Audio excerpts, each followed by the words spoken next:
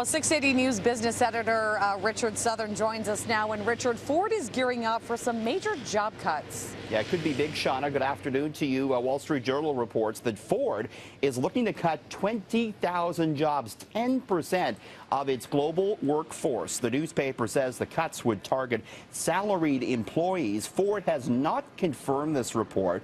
We don't know exactly to what degree the Canadian operations will be affected here. Ford had announced last month, though, that it's looking to cut $3 billion in order to invest in what are called emerging opportunities. Of course, these established automakers starting to really get threatened now by some of the electric car makers. Tesla recently surpassed Ford in market value. So we're going to be following this one closely, Shauna.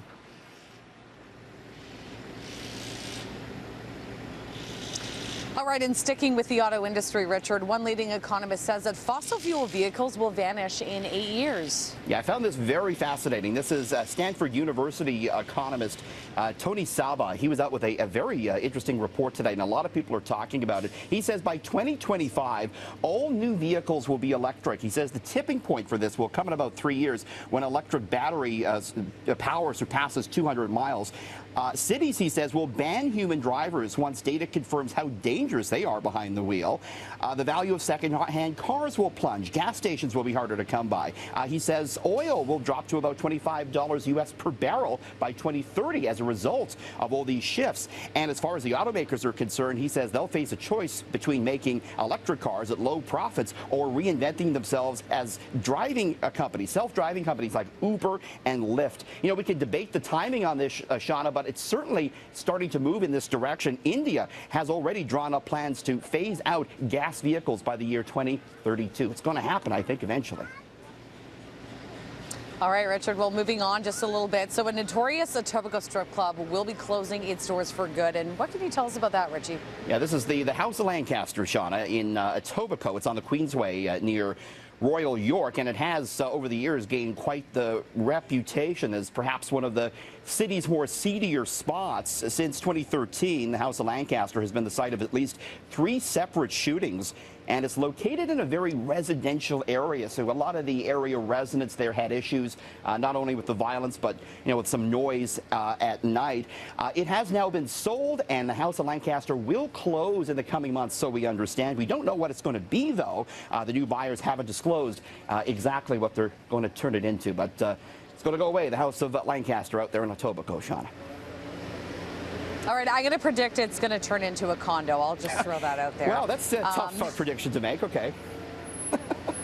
All right, so Chanel, Richard, has been accused of cultural appropriation, and it all stems from a shocking new product. What's this about? Yeah, I want to show it to you. This is fashion house Chanel has come out with a boomerang, of all things, a Chanel-branded boomerang. The wooden device has, your double C Chanel logo there. This is selling for $2,000, and some people have apparently paid that. The boomerang was traditionally a hunting tool for native Indigenous Australian people, and so the criticism about this product revolves around how Chanel is profiting from an Indigenous artifact and selling it for a high price, while many Indigenous communities in Australia and elsewhere live in poverty and face discrimination. A spokesperson for the fashion house Chanel said they regret if anyone was offended by this. All right, Richard, interesting. Now, 2 companies are reeling from recent hack attacks, and while Bell is apologizing, Disney has a very different response. Yeah, they're both kind of being extorted, it would appear. BCE, the Bell Canada parent, Shauna, apologizing after 1.9 million email addresses of customers and names and phone numbers were illegally accessed. And a note was posted online saying more will leak if the telecom company doesn't cooperate. BCE stock was down 0.75% today. And Disney says hackers have stolen the new Pirates of the Caribbean movie, which is set to be released at the end of the month.